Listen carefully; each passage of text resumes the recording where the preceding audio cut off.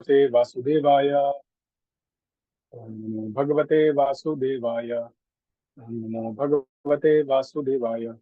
नारायणं नमस्कृत्य नरं चैव नरोत्तमं देवीं सरस्वतीं व्यासं ततो जयं धीरयेत्। नष्टप्रायेषु भद्रेषु नित्यं भागवत सेवया भगवतीरुत्तम श्लोके भक्तिर्भवति नैष्ठिकी। कृष्णाय वासुदेवाय देवकी नंदनाय च नन्दगोपकुमाराय गोविन्दाय नमो नमः। ओम अज्ञानतिमिरन्धस्य ज्ञानाञ्जनशलाकया चक्षुरुन्मिलितं येन तस्मै श्रीगुरवे नमः।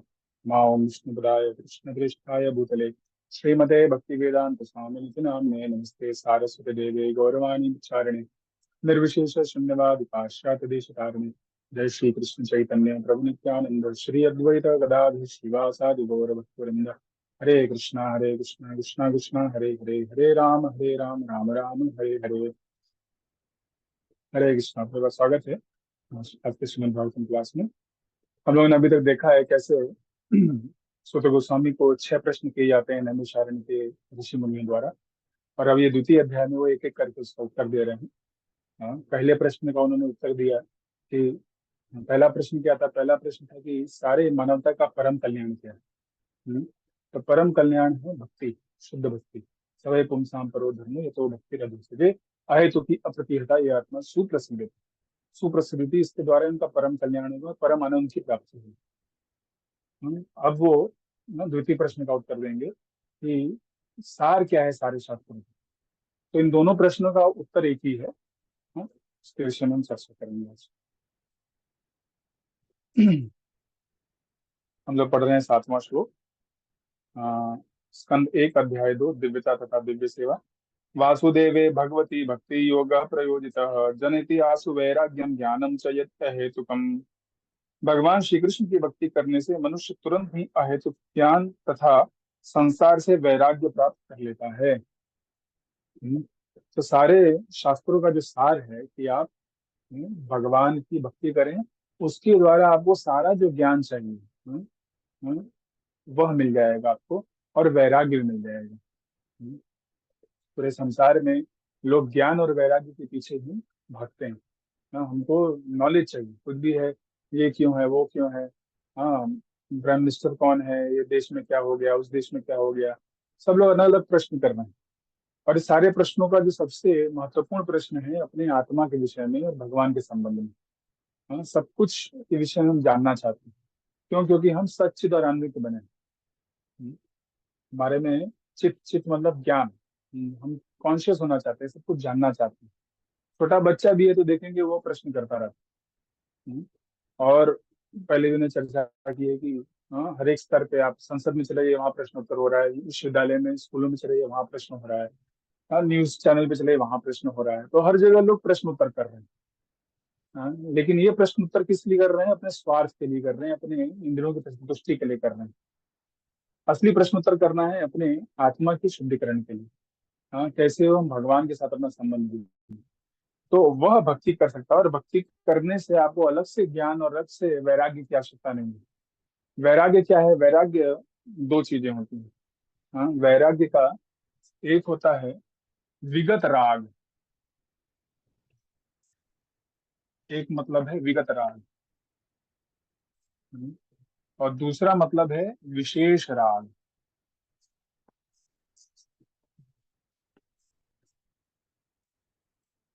हम्म, विगत राग मतलब इस दुनिया से हमारा आसक्ति जो है, राग है, उसको तोड़ देना, उसको छोड़ देना। क्योंकि इस आसक्ति के कारण हम बार बार क्या कर रहे हैं, इस दुनिया में आ रहे हैं। हम एक साधारण उदाहरण देंगे। मान लीजिए आप कहीं जा रहे हैं और रास्ते में कुछ बढ़िया पकवान बन रहा है। चाउमीन बन रहा है, या पिज्जा पास्ता बन रहा है, मोमोज बन रहा है, उसका आप उसको देखते हैं और उसको सूंघते हैं, तो आप आकर्षित हो जाते हैं। क्यों आकर्षित हो जाते हैं? क्योंकि आपने पहले ये खाया है, आपने पहले उसका स्वाद चखा है। या उस दुकान को आप जानते हैं, हाँ यहाँ अच्छा बनता है। तो हमारा क्या है, एक राग है उस चीज से। तो उस कारण हम वापस जैसे ही उसके कांटेक्ट में आते हैं, फिर से हम खाने का प्रयास करते हैं या उसको स्वाद आस्वादन करने का प्रयास करते हैं। तो ऐसे ही भौतिक जगत में हमें कुछ सुख मिला, उस सुख से हम आसक्त हो गए, और हम सोच रहे हैं बस ऐसे ही सुख प्राप्त कर सकते हैं। और इसलिए बार बार हम हर जन्म में इस भौतिक जगत में आ रहे हैं। तो इस छोटे से सुख के लिए हम इतना बड़ा रिस्क उठा रहे हैं। हाँ, जन्म मृत्यु जरा व्याधि के चक्र में बार बार पड़ रहे हैं। हम्म। और जो उसके साथ आदि भौतिक आदि दैविक आध्यात्मिक क्लेश है वो भी आ रहे हैं। तो वह राग जो है, उस राग को हटा देना, उसको बोलते हैं वैराग। दूसरा स्तर है विशेष राग। विशेष राग मतलब भगवान के साथ अपना एक विशेष राग उत्पन्न करना। हाँ, कृष्ण के साथ, राम के साथ, नरसिंह के साथ, हाँ, विष्णु के साथ, जो भी आपके इष्ट देव हैं, उन इष्ट देव के साथ आपका अपना जो संबंध है उसको वापस जागृत करना। हम्म।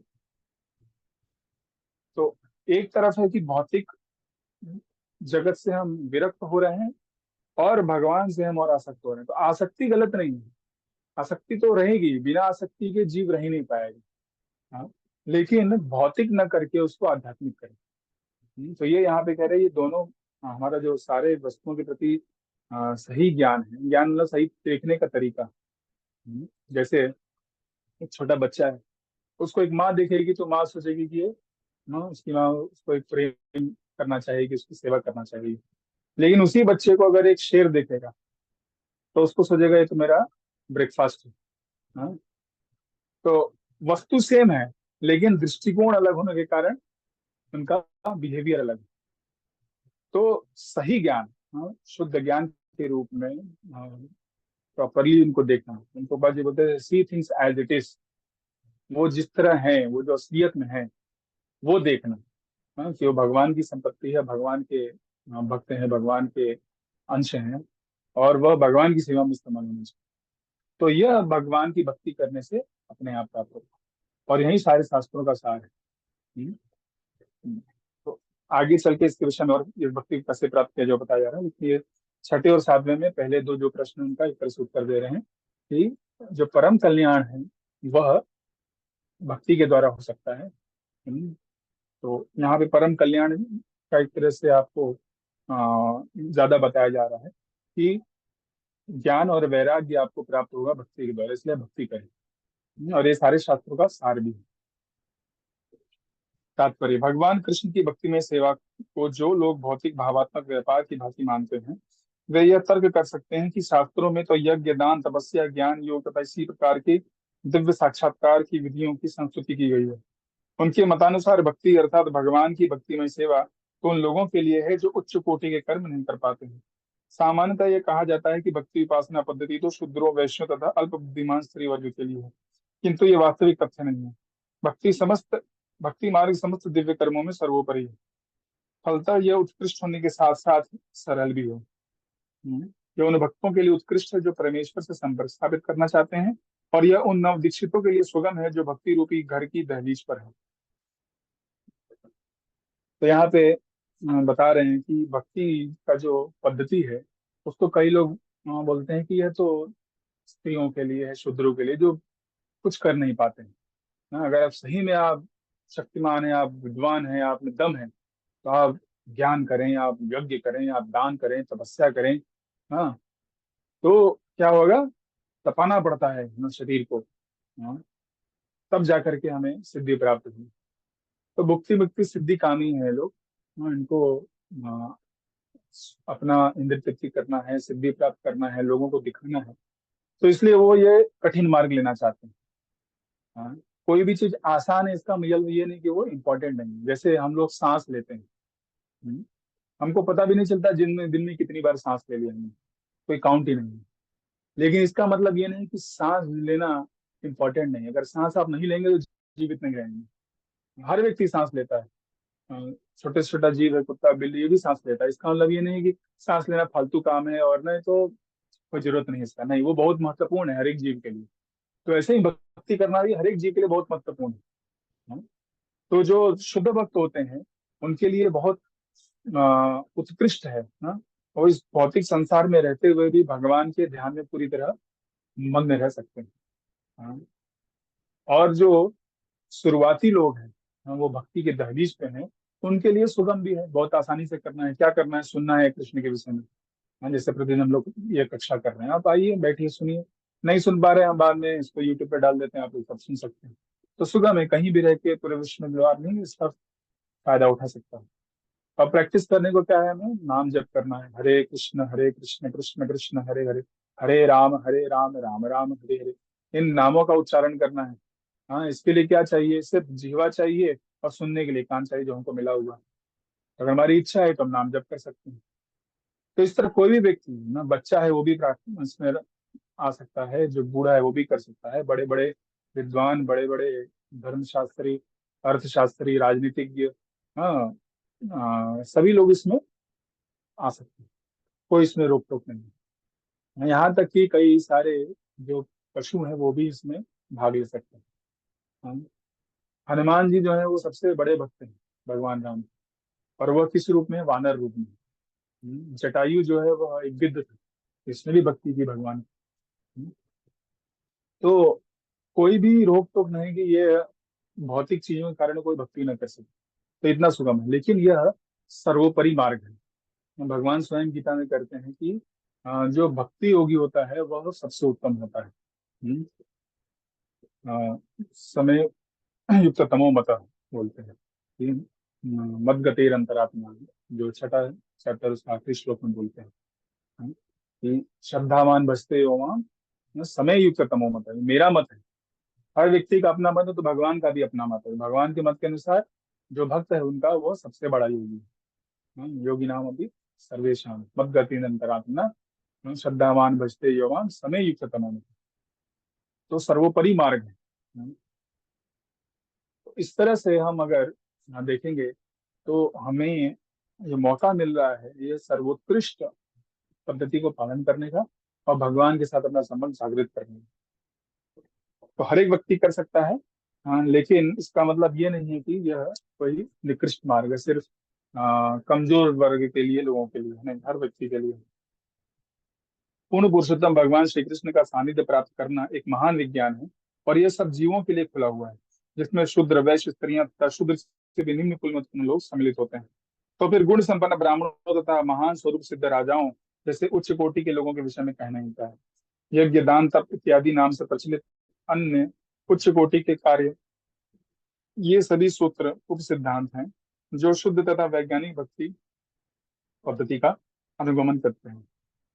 तो पूरे भागवत में भी और अलग से हमारे जो षड संदर्भ है जी गोस्वामी ने जो लिखे हैं, उसमें वो सिखाते हैं, बताते हैं कैसे जब तक भक्ति नहीं रहेगी, यज्ञ में, दान में, तपस्या में, ज्ञान में, अष्टांग योग में आपको सिद्धि प्राप्त नहीं हो सकती। बिना भक्ति के यह सिद्ध नहीं हो सकता। भले ही शुरुआत में लोग भक्त नहीं है, लेकिन जब तक वो भक्ति बगैर भगवान के से संबंध ना जोड़ें, भगवान को प्रसन्न ना करें, तो उन्हें इन सभी मार्गों का कोई भी फल नहीं मिलने वाला है।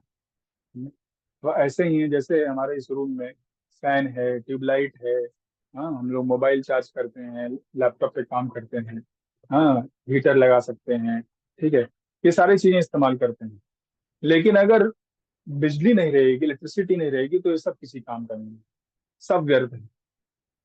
आपके घर में फ्रिज होगा, वॉशिंग मशीन होगा, हाँ, आजकल तो इलेक्ट्रिक कार्स और इलेक्ट्रिक बाइक्स आ रही हैं, तो ये सब का सब किसी कार्य का नहीं रहेगा अगर बिजली नहीं रहेगी।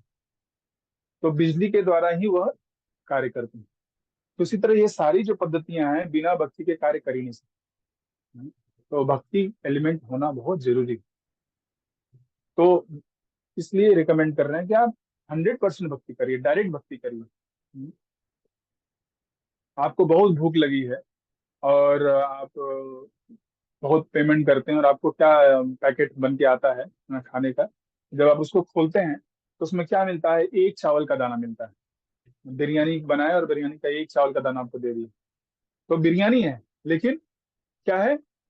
एक दाना। उससे आपका क्या होगा? भूख नहीं मिटेगी।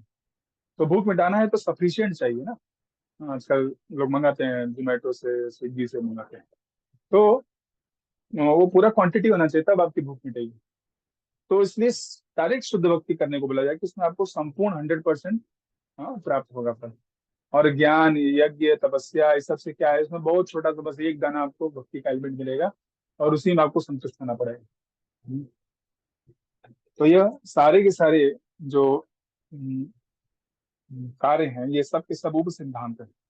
और मेन चीज क्या है, प्रमुख मार्ग क्या है? यह है भक्ति। दिव्य अनुभूति के मार्ग में ज्ञान तथा वैराग्य के सिद्धांत दो महत्वपूर्ण कारक हैं।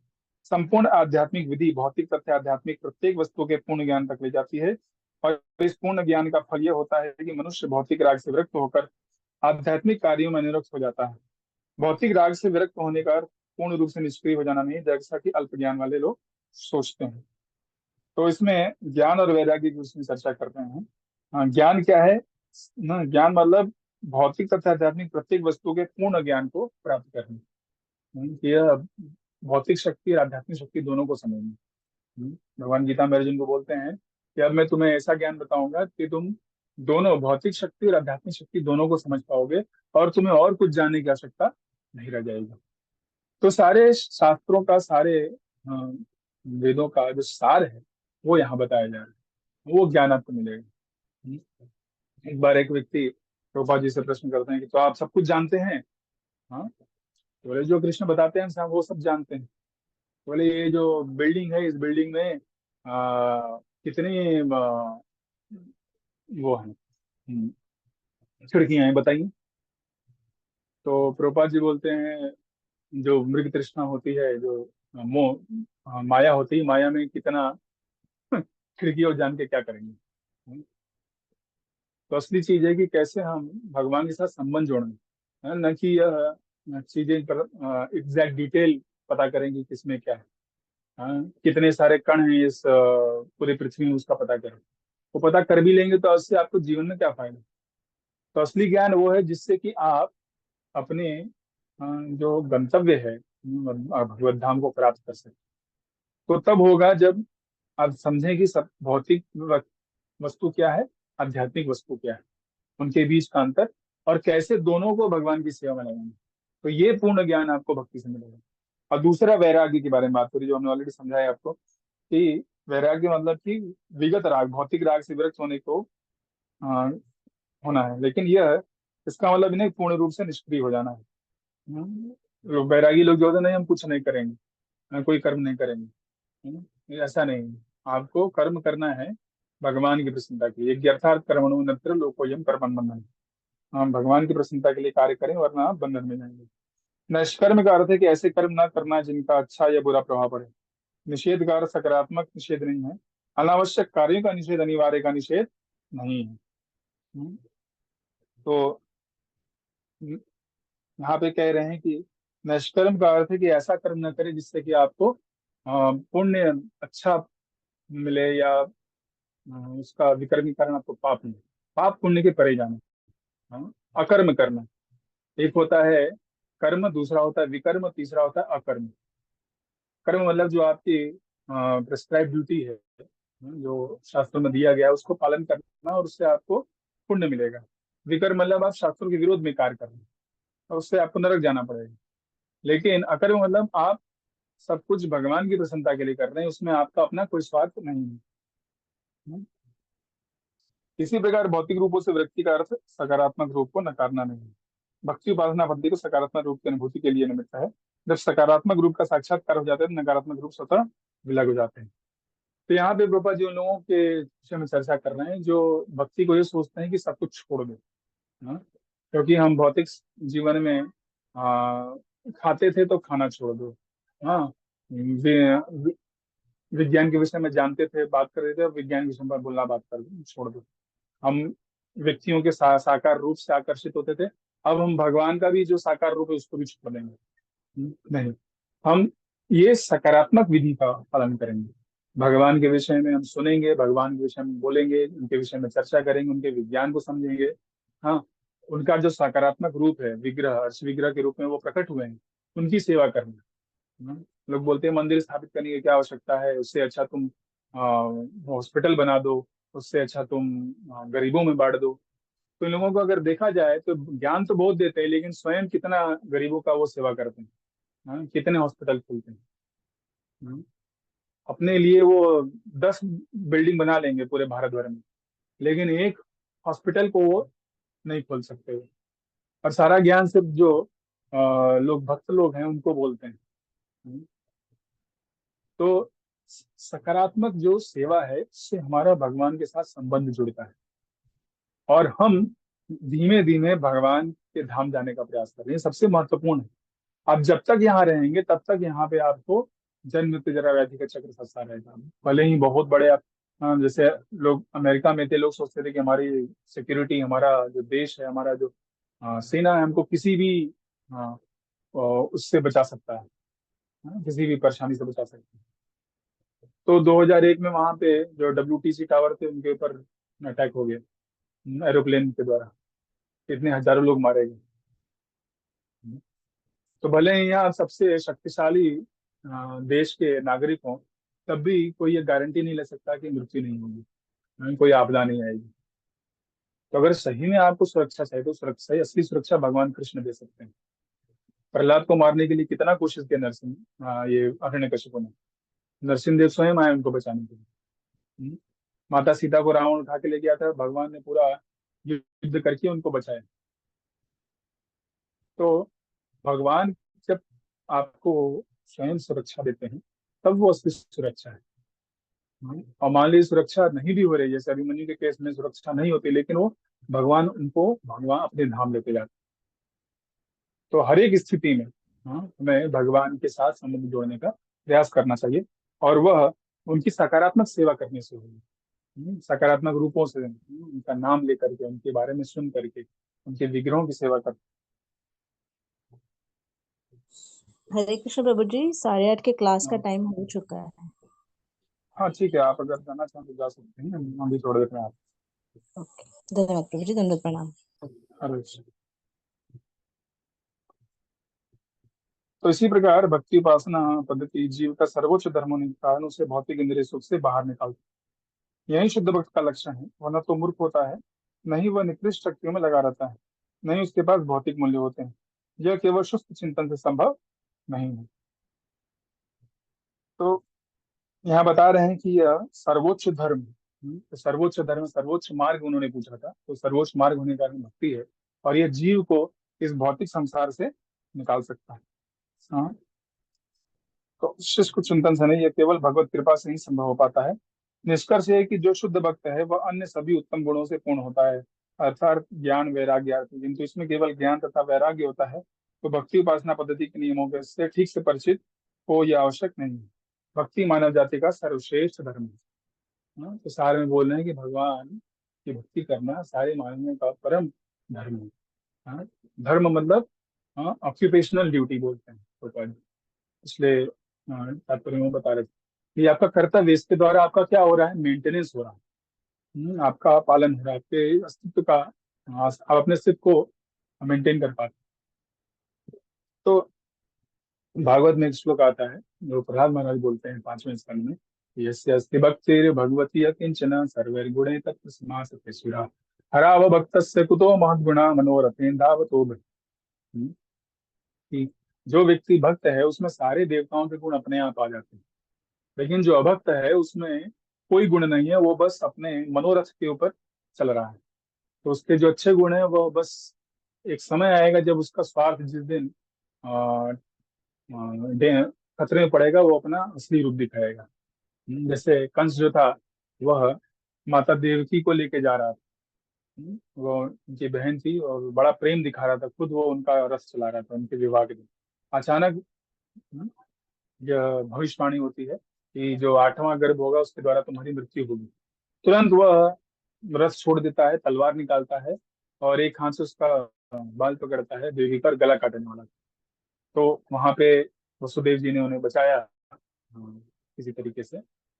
तो वो लग रहा था कि इतना प्रेम करता है अपनी बहन से, देखो लेके जा रहा है, खुद चला रहा है, इतना बड़ा राजा होते हुए। लेकिन जैसे ही उसकी जान को खतरा हुआ, तुरंत वह मारने के लिए चलेगा उसी बहन को, और उसके विवाह वाले दिन।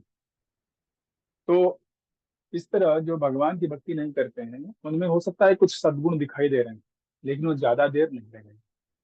वह जैसे ही मौका मिलेगा तुरंत वह अपने स्वार्थ के लिए ही कार्य करेंगे। हम्म। लेकिन जब भगवान की हम शुद्ध भक्ति करते हैं तो हम शुद्ध हो जाते हैं, और सारे जीवों के लिए निस्वार्थ भाव से सेवा करते हैं। जैसे प्रभुपाद जी पूरे विश्व में गए, वो 70 साल की उम्र में, जब लोग सिर्फ अपनी मृत्यु का इंतजार करते हैं, वो अकेले गए। दो दो हार्ट अटैक सहे, उनके ऊपर अटैक किया गया, मारने के लिए प्रयास किया, लेकिन वो भगवान का भक्ति हर व्यक्ति को देने के लिए उन्होंने प्रयास किया। 14 बार पूरे विश्व का उन्होंने भ्रमण किया। तो इतना उनको दया थी, इतना कंपैशन था उनको सारे जीवों के प्रति। तो इसलिए ये मानव जाति का सबसे बड़ा धर्म है और सबसे बड़ा सौभाग्य है, हमें भक्ति करने का मौका मिल रहा है। तो इस तरह से पहले दो प्रश्नों का उन्होंने उत्तर दिया। अभी 8वें से जो भक्ति की पद्धति है उसके विषय में और कैसे भक्ति की जाए इसके विषय में वो डिटेल से बताएंगे। क्योंकि उन्होंने बोला है कि सारे शास्त्रों का सार दीजिए, तो सारे शास्त्रों का सार है कि भगवान की भक्ति करें और कैसे करें वो भी बताना। सिर्फ ये जानना कि ये सही है जरूरी नहीं, हमें ये भी पता करना है कि कैसे करना है। हाँ, शास्त्रों में तीनों चीज दिया जाता है, क्या करना है, क्यों करना है और कैसे करना है। तो क्या करना है वो बता दिए हैं, क्यों करना है भी बता रहे हैं कि ज्ञान और वैराग्य आपको प्राप्त होगा, और अब कैसे करना है वो भी बताया जाएगा। हरे कृष्णा कृष्णा कृष्णा हरे हरे, हरे राम राम राम हरे। तो आज यही समाप्त करेंगे। किसी का कुछ प्रश्न है तो पूछ सकते हैं, अनम्यूट कर।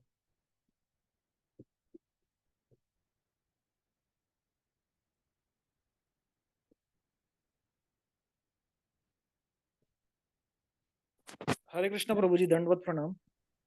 बोलिए प्रभु जी। प्रभु जी, थोड़ा सा कथा से हट करके प्रश्न है। मतलब प्रश्न ये है हाँ। कि जैसे एक जो साधारण साधक या भक्त होता है उसका स्वभाव रहता है कि वह एक हद तक सहन करना सीखता है या सहनशील बनता है। जैसे चैतन्य हम्म। महाप्रभु शिक्षाष्टक में कहते हैं, तृणादपि सुनिचेन तरोरपि सहिष्णुना अमानी न मान देन कीर्तनीय सदा हरि। लेकिन आजकल के जो हम्म। जो समाज है उसके लिए कितना प्रासंगिक है कि किस हद तक एक भक्त या साधक को सहन करना चाहिए या मतलब सहनशील होना चाहिए। जी जी, बहुत बहुत सही प्रश्न है आपका। प्रभु जी प्रश्न कर रहे हैं कि हम लोग जो भक्ति कर रहे हैं वह कितनी किस हद तक हम लोग सहन करें, सहनशील बने। चैतन्य महाप्रभु ने बोला है कि प्रणादपि सुनीचे न करोड़पि सहिष्णुना मानी न मान देने कीर्तनीय सदा हरि। तो आज के समय में कितना प्रैक्टिकल है। तो उन्हीं चैतन्य महाप्रभु के बारे में बताएंगे। चैतन्य महाप्रभु जब उनको पता चलता है कि नित्यानंद प्रभु के ऊपर आक्रमण किया है जगाई मधाई में, तो वो स्वयं दौड़ते हुए आते हैं, अपना चक्र सुदर्शन चक्र का आह्वान करते हैं, बोलते हैं आज मैं इनको मार डालूंगी। तो ऐसा नहीं कि हमें सब कुछ सहन करना है। अगर किसी भक्त के ऊपर, भगवान के ऊपर कोई आक्रमण कर रहा है, कोई अगर आघात कर रहा है, तो हमें तैयार होना चाहिए उनके प्रतिकार करने के लिए। हम्म, सहनशील होने का मतलब ये नहीं है कि सामने वाला व्यक्ति कुछ भी करे और हम बस चुपचाप देखते रहे। तो यह वर्णाश्रम व्यवस्था का कर्तव्य होता था, क्योंकि उसमें ब्राह्मण, क्षत्रिय, वैश्य, शूद्र होते हैं। तो क्षत्रिय का कर्तव्य होता है कि वह देखे कि कोई भी व्यक्ति को हाँ कोई क्षति न पहुंचाए। हम्म। तो यह गवर्नमेंट जो आज क्षत्रिय का रोल लिए हुए है, उनका ये कार्य है देखना है कि भाई अपने लोगों को हम बचाएं। लेकिन अगर वो नहीं कर रही है तो हमें भी अपने आत्मरक्षा के लिए कम से कम कुछ न कुछ करना चाहिए। वो रेडी होना चाहिए किसी भी इमरजेंसी के लिए। हम्म। तो हर व्यक्ति जो भी हमारे जिस देश में है, जिस स्थान पे है, वो उन लॉज के अंतर्गत रहते हुए आपके पास है, आपको अधिकार दिया गया आत्मरक्षा का। आत्मरक्षा में अगर आप किसी को मार देते हैं तो आप उसको आपको वो गवर्नमेंट छोड़ देती है। हम्म, ठीक है। तो आप अपनी स्वयं की सुरक्षा के लिए कर सकते हैं। तो यह बहुत ही महत्वपूर्ण है आज के समय में, जब इतने सारे हिंसाएं हो रही हैं। तो हर व्यक्ति को देखना है कि हम अ, हमारे ऊपर अत्याचार, अन्याय न हो। अन्याय करना और अन्याय होने देना दोनों का दोनों क्या है, गलत है। हम्म, लोग कहते हैं अहिंसा परमो धर्म। हाँ, लेकिन धर्म हिंसा तथा वो, ये भी है उस श्लोक का दूसरा पार्ट, सिर्फ आधा पार्ट नहीं है। अहिंसा परम धर्म है, लेकिन उससे बड़ा धर्म क्या है, उस धर्म को बचाने के लिए हिंसा करना। हम देख सकते हैं कि स्वयं भगवान कृष्ण, अर्जुन युद्ध नहीं करना चाहते थे, लेकिन फिर भी उन्होंने क्या किया, युद्ध करवाया। क्यों? क्योंकि वह अन्याय कर रहा था दुर्योधन। तो सबके कल्याण के लिए उन्होंने अर्जुन को प्रेरित किया, नहीं तुम युद्ध करो। और पूरे विश्व के ऊपर जो ये आसुरी लोग राज्य करना चाह रहे हैं उनको हटा करके, हाँ, देवता समान जो युधिष्ठिर है उनका स्थापना करें। तो हमें अपनी आत्मरक्षा के लिए हमें रेडी होना चाहिए। और जो हमारे गवर्नमेंट के लॉज हैं, क्योंकि गवर्नमेंट के लॉज के बियॉन्ड जाएंगे तो भी प्रॉब्लम होता है। तो अपनी आत्मरक्षा के लिए आप कार्य करें। ऐसा नहीं कि आप गुट बना करके जा रहे हैं दूसरे किसी कम्युनिटी के ऊपर आप अटैक कर रहे हैं, नहीं। आप स्वयं के लिए तैयार रहिए, सेल्फ डिफेंस के लिए। ठीक है प्रभु। जी प्रभु जी, धन्यवाद। हरे कृष्ण। ओके, हरे कृष्ण। और यहीं समाप्त करेंगे। बहुत बहुत धन्यवाद। श्रीमद् भागवतम की जय, श्रील प्रभुपाद की जय। हरे कृष्ण कृष्ण कृष्ण हरे हरे, हरे राम राम राम हरे हरे।